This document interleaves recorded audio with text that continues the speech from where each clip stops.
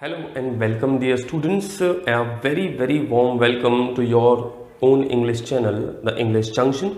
आज मैं एक नई सीरीज़ लेकर आया हूँ आप लोगों के सामने जिसमें हम पढ़ेंगे पार्ट्स ऑफ स्पीच। जी हाँ, पार्ट्स ऑफ स्पीच एक ऐसा टॉपिक जो कि हम बचपन से पढ़ते आए हैं। शुरुआत हुई जब से ग्रामर की, उसमें आपको पार्ट्स ऑफ स्पीच पढ़ाया जाता था, पर ये आप देखेंगे तो कॉम्पिटिटिव एग्ज़ाम्स तक चलता है। जी हाँ, इसका बहुत महत्वपूर्ण, बहुत ज़्यादा इम्पॉर्टेंट रोल होता है और मार्किंग भी बहुत अच्छी होती है। पार्ट्स ऑफ स्पीच सीखने के बाद आप ये मान लीजिए कि आप ग्रामर का लगभग 60% एरिया कवर कर लेंगे, क्योंकि सब चीज़ का बेसिस जो है वो पार्ट्स ऑफ स्पीच ही है। इसकी बहुत ज़्यादा इंपॉर्टेंस होती है। तो चलिए समझ के देखते हैं पहले ग्रामर के पॉइंट ऑफ व्यू से कि पार्ट्स ऑफ स्पीच है क्या। ठीक है, देखिए पार्ट्स ऑफ स्पीच, पार्ट का मतलब क्या होता है? पार्ट होते हैं हिस्से। ठीक है, किसी चीज कोई बड़ी यूनिट है उसके कुछ हिस्से। ठीक, जैसे 1 2 3 एंड 4 ये स्पीच है। स्पीच का मतलब क्या हो गया? यहां पर स्पीच का मतलब है हमारा सेंटेंस। ठीक है, हम सेंटेंस का कॉन्सेप्ट लेकर चल रहे हैं। ठीक, यानी सेंटेंस के हिस्से।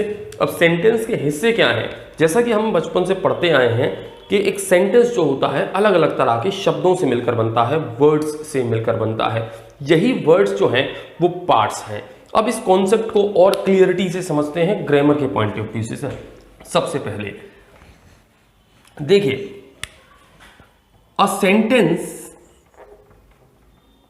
Is built up of various words. These words have their own identity. ठीक है, इन शब्दों की अपनी आइडेंटिटी होती है। They are defined as parts of speech. इनको बोला जाता है पार्ट्स ऑफ स्पीच।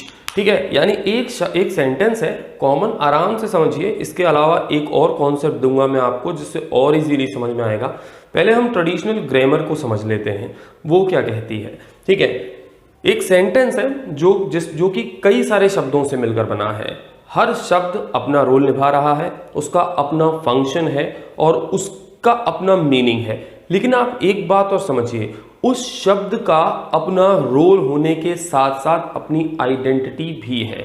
ठीक है, जी हाँ, हर शब्द जो है वो किसी ना किसी टॉपिक से निकल कर आया है। वो उसका कहीं से ओरिजिन जरूर हुआ है। जिस तरह से वो फंक्शन कर रहा है, उस फंक्शन के लिए जब वो, मैं कहूँगा कि कंप्लीटली तैयार होता है, तो वो किसी टॉपिक से निकल कर आता है। कैसे? ये टॉपिक कौन कौन से होते हैं? ये टॉपिक होते हैं number 1 noun, number 2 pronoun, number 3 verb, number 4 adverb, number 5 adjective, number 6 preposition,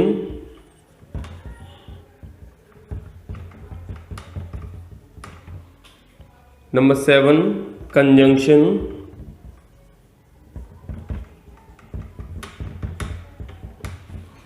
number 8 interjections।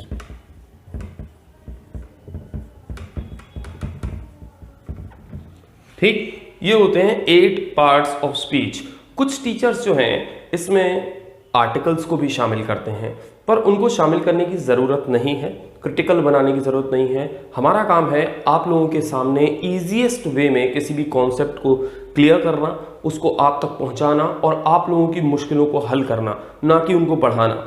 तो इसमें एक पार्ट और ऐड करने की कोई ज़रूरत नहीं है, क्योंकि एडजेक्टिव के अंदर ही आर्टिकल आ जाते हैं। जैसा ही आपने आर्टिकल्स को अब तक पढ़ा भी होगा, उसमें आप देखेंगे तो आर्टिकल्स की शुरुआत ही जो होती है वो एडजेक्टिव वाले टॉपिक में होती है और वहीं पर उसको ऐड किया जाता है, उसको सेपरेटली पढ़ने की आपको ज़रूरत नहीं है। हालांकि बहुत महत्वपूर्ण चीज़ है, बहुत इंपॉर्टेंट चीज़ है, पर उसका सेपरेट स्टडी की कोई ज़रूरत नहीं है आप लोगों को। आप लोग अपनी मुश्किल को आसान कीजिए, चीज़ों को कॉम्प्लेक्स ना बनाएं, कॉम्प्लिकेटेड ना बनाएं, उनको ईजी वे में समझें, सिंपल स्ट्रेट फॉरवर्ड तरीके से। ठीक है, तो चलिए आइए शुरुआत करते हैं। 8 टॉपिक हैं, ये 8 टॉपिक मिलकर पार्ट्स ऑफ स्पीच कहलाते हैं। जैसा कि मैंने अब तक कहा कि एक सेंटेंस में कई सारे शब्द होते हैं, उनका अपना रोल होता है, लेकिन उनकी अपनी सेपरेट आइडेंटिटी भी है। यही आइडेंटिटी जो है वो पार्ट्स ऑफ स्पीच कहलाती है। अब इसको समझते हैं दूसरे तरीके से, एक ऐसे एग्जाम्पल से जिससे आप आसानी से रिलेट कर पाएं और बहुत आसानी से आप लोग उसको समझ भी पाएं। तो चलिए शुरू करते हैं।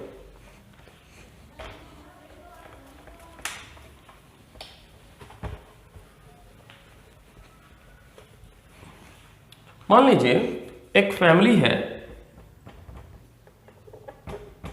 अब फैमिली के अंदर क्या होंगे?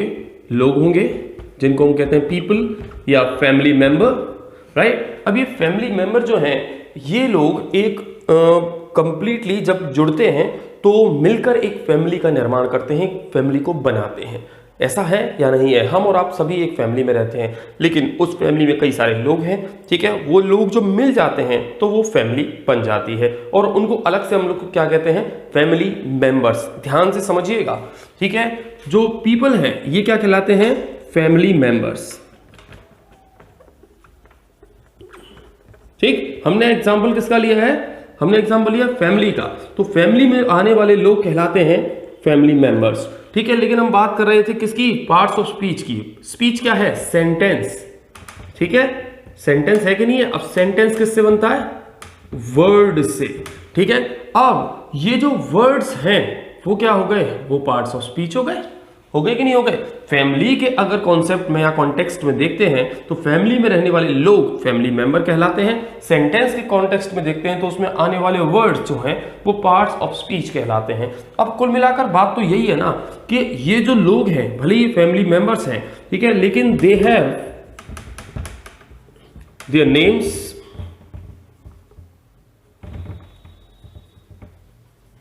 एंड आइडेंटिटी, है कि नहीं है? ठीक है, ये फैमिली मेंबर्स जो हैं इनके अपने नाम, अपनी आइडेंटिटी है या नहीं है? मान लीजिए एक फादर, ठीक है, मदर, सन, डॉटर, ग्रैंडफादर, ठीक है, और ग्रैंडमदर। ये पूरी फैमिली थी। ये 6 लोग जो थे वो मिले तब जाकर क्या बन गई? एक फैमिली बन गई। क्लियर है बात? ठीक, लेकिन इनको आप रिलेशन के नाम से देख रहे हैं। ये समय फैमिली मेंबर्स हैं। क्या फादर की अपनी आइडेंटिटी, उनका अपना नेम नहीं है? मदर की अपनी आइडेंटिटी, उनका नेम नहीं है? सन का नाम, डॉटर का नाम, ग्रैंडफादर का नाम, ग्रैंड डॉटर या ग्रैंड मदर जो भी हैं उनका नाम है कि नहीं है? उनकी आइडेंटिटी है कि नहीं है? उनका अपना ओरिजिन है कि नहीं है? ओवरऑल उन लोगों की अपनी स्टोरी है या नहीं है? अपनी लाइफ है कि नहीं है? वो केवल इस परिवार के सदस्य थोड़ी हैं, वो और भी कहीं तो जाते हैं, और भी काम तो करते हैं, कहीं से तो ओरिजिनेट होते हैं। तो सबका अपना अपना कॉन्सेप्ट, सबका अपना अपना अलग अलग एनालिसिस है ना। तो यही एनालिसिस जो होता है फैमिली के कॉन्टेक्स्ट में, जो मैं आपको समझा रहा हूं, यही एनालिसिस पार्ट्स ऑफ स्पीच के कॉन्टेक्स्ट में अलग अलग वर्ड्स का किया जाता है, क्योंकि वो वर्ड्स जो हैं वो अलग अलग टॉपिक से ओरिजिनेट होकर आते हैं और उन्हीं को हम सेपरेटली जब पढ़ते हैं तो उनको हम कहते हैं पार्ट्स ऑफ स्पीच। जैसे वो 8 थे, यहां मैंने 6 एग्जाम्पल दिए, ठीक है। फादर, मान लीजिए फादर का नाम है मुकेश, ठीक। अब वो मुकेश जो है वो किसी के लिए क्या है? फादर है, किसी के लिए हस्बैंड है, किसी के लिए क्या है? सन है। उसकी अपनी आइडेंटिटी भी है, पर वो भले ही अलग अलग रिश्तों में बंधा है। जैसे एक सेंटेंस में मान लीजिए एक नाम आता है, मान लीजिए मुकेश आया, तो मुकेश अगर शुरू में आ जाता है तो वो सेंटेंस का सब्जेक्ट जरूर बन जाता है। तो क्या इसका मतलब ये है वो अपनी आइडेंटिटी खो देता है? बिल्कुल नहीं खो देता। वो उस समय एक नाउन रहता है। वो सेपरेटली अगर हम उसको स्टडी करेंगे तो वो एक नाउन से आता है जो कि प्रॉपर नाउन है। बात समझ में आ रही है ना आप लोगों को? तो यही पार्ट्स ऑफ स्पीच कहलाता है। तो चलिए आइए और समझ के देखते हैं इसको इससे आगे ये कॉन्सेप्ट आई थिंक आप लोगों को समझ में आएगा, क्योंकि ये कॉन्सेप्ट आप लोगों के लाइफ से निकलता है, आप लोगों से जुड़ता है, इजीली आप रिलेट कर सकते हैं।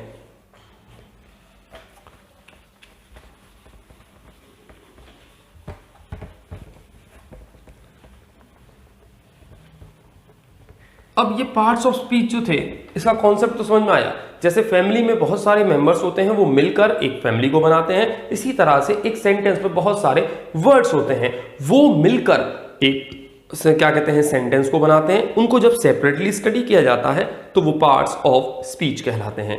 चलिए, अगर वीडियो पसंद आ रहा हो तो जरूर लाइक कीजिएगा, शेयर करना ना भूलें, और please please please subscribe the channel and press the bell icon and do it for all the video, so that आप लोगों को मेरी हर एक वीडियो बिल्कुल टाइम से मिल जाए। चलिए, बिना टाइम वेस्ट करे एक बार सारे के सारे पार्ट्स ऑफ स्पीच को ऊपर से समझ लेते हैं। इसके बाद आने वाली वीडियोस में मैं आप लोगों को एक एक पार्ट ऑफ स्पीच जो है वो डिटेल्स में समझाऊंगा, उसकी वर्कशीट भी आपको प्रोवाइड की जाएगी, जिससे आप इजीली अच्छी तरह से प्रैक्टिस करके तैयार हो सके। तो चलिए शुरू करते हैं।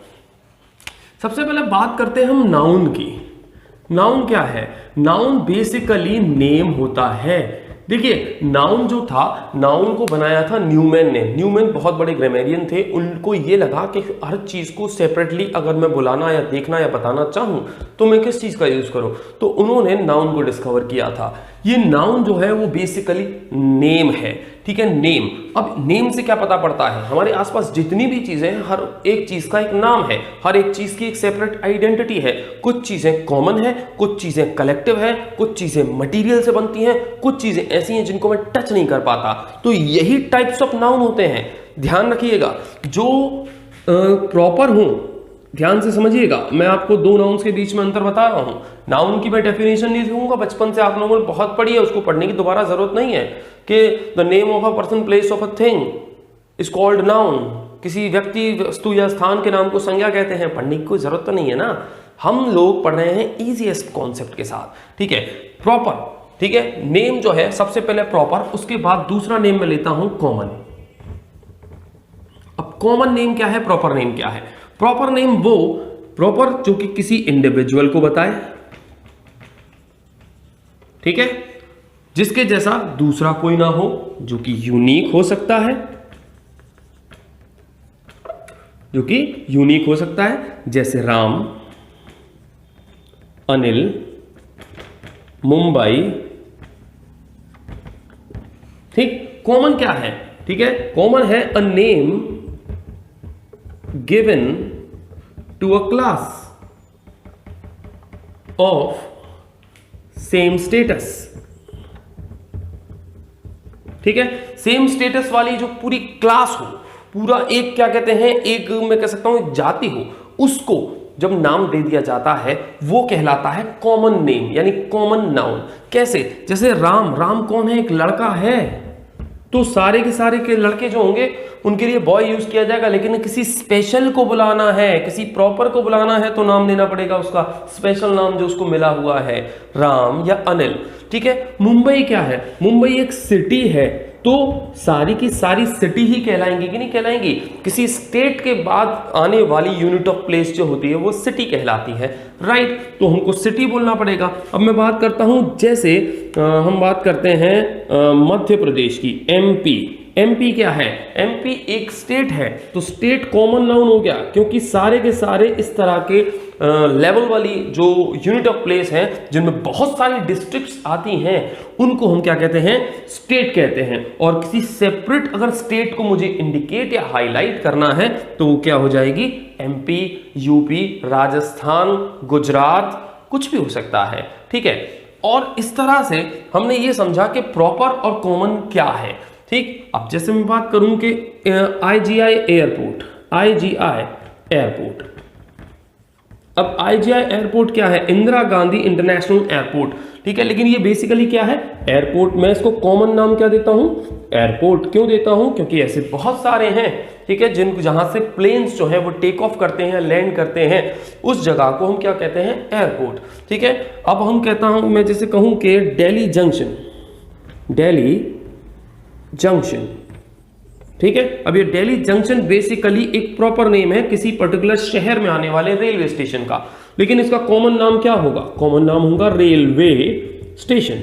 आपको सिर्फ इतना ध्यान रखना है कि जब भी किसी शेप एंड साइज वाले पर्टिकुलर पर्सन, प्लेस या थिंग की हम इंडिकेट करते हैं तो वो प्रॉपर नाउन होगा, ठीक है। और उसके जैसे उसी कैटेगरी वाली चीजों को जब हम इंडिकेट करते हैं और उनको जो नाम देते हैं वो नाम एक कॉमन नाम होता है। जैसे सभी जो हैं मेल्स उनको हम बॉयज कहते हैं, ठीक है। गर्ल्स कॉमन नेम है, लेकिन गर्ल में किसी लड़की का नाम, मान लीजिए लड़की का नाम है आकांक्षा, अब उस लड़की को पर्टिकुलरली आप बुलाना चाह रहे हो तो आकांक्षा नाम लेंगे, लेकिन वो आती किस कैटेगरी में है, तो आती है गर्ल्स की कैटेगरी में। तो गर्ल उसके लिए क्या हो गया, एक कॉमन नेम हो गया।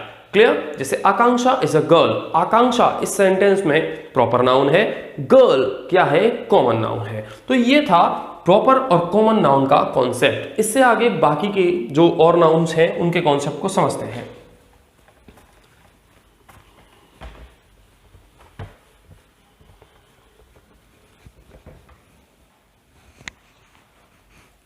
देखिए, अब इसके बाद आती है आपकी कलेक्टिव नाउन। ठीक है, कलेक्टिव नाउन क्या है, ठीक है, name given to a group of similar nouns. ठीक है, अब सिमिलर किस में हो सकती है, सिमिलर पोस्ट में हो सकती है, ठीक है, टाइप में हो सकती है, ठीक, और कैटेगरी में हो सकती है। ठीक है, अब क्या है, जैसे एक जैसी कैटेगरी वाले, एक जैसी शेप वाले, एक जैसी टाइप वाले, एक जैसी पोस्ट वाले, जब बहुत सारे नाउन एक साथ जुड़ जाएं और उनका एक कलेक्शन यानी एक ग्रुप बन जाता है, तो उस ग्रुप को एक होल यूनिट मानकर, एक इकाई मानकर जो नाम दिया जाता है वो नाम कहलाता है कलेक्टिव नाउन। जैसे कि पोस्ट में मानूं मैं सबके सब टीचर, ठीक है, अब ये टीचर एक कॉमन नेम है, लेकिन अगर मैं कहता हूं सारे के सारे इनके स्टूडेंट मिल जाएं तो वो क्या कहलाएगी, क्लास। बहुत सारे सोल्जर्स मिल जाएं तो वो क्या कहलाएगी, आर्मी। कहलाएगी नहीं कहलाएगी? बहुत सारे जानवर मिल जाएं तो वो क्या कहलाएगी, हर्ड या फ्लॉक। ठीक है, बहुत सारी चाबियां मिल जाएं तो वो क्या कहलाएगी, बंच। बहुत सारी ज्यूरी जजेस मिल जाएं तो वो क्या कहलाएगी, बेंच। है कि नहीं है? और बहुत सारे ऐसे लोग मिल जाएं जो जजमेंट पास करते हों तो वो क्या कहलाएगी, ज्यूरी। तो ये लोग क्या हैं, इस ज्यूरी में बहुत सारे जजेस आ रहे हैं, इस बेंच में बहुत सारे जजेस आ रहे हैं, इस बंच में किसी एक जैसी चीजों का कलेक्शन आ रहा है, जैसे बंच ऑफ कीज। ठीक, यहां पर भेड़ जो होती है जैसे शीप, ठीक है, flock of sheep, class of student, army of soldiers.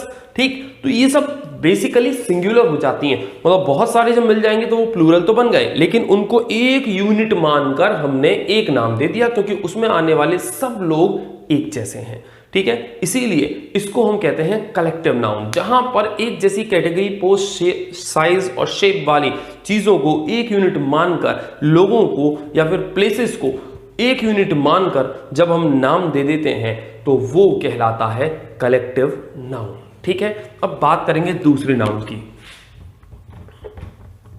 Material noun. नाम से क्लियर हो रहा है, मटीरियल नाउन। ठीक है, एनीथिंग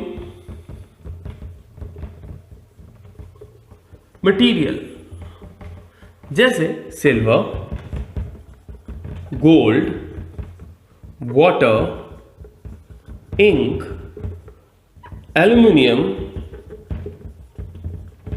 जिंक, ये सब चीजें क्या हैं, वुड, ये सब चीजें क्या हैं, मटीरियल हैं। ये नॉन लिविंग थिंग्स हैं, इनसे चीजें बनाई जाती हैं। जिन चीजों का यूज रॉ मटेरियल के रूप में किया जाता हो वो मटेरियल नाउन है। समझ में आ रही है कि बात नहीं आ रही है? अगर रेडी गुड है तो उसका कोई पर्टिकुलर नेम हो सकता है, जैसे चेयर। चेयर जो है वो इस समय मटेरियल नाउन नहीं कहलाएगी, ठीक है, लेकिन चेयर बनती किसकी है, वुड की। अगर वो प्लास्टिक की बन रही है तो भी ठीक है, तो वो जो रॉ मटेरियल है उसके लिए जो स्पेशल कैटेगरी बनाई गई है वो कहलाती है मटेरियल नाउन। ध्यान रखिएगा, रॉ मटेरियल के लिए बेसिकली। ठीक, तो ये थी 4 नाउन। अब बात करते हैं फिफ्थ और लास्ट नाउन की।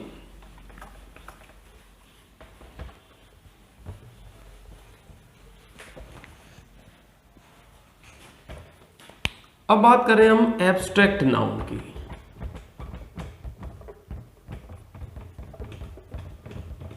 मैं अगर क्लियरली कहूं अ नाउन दैट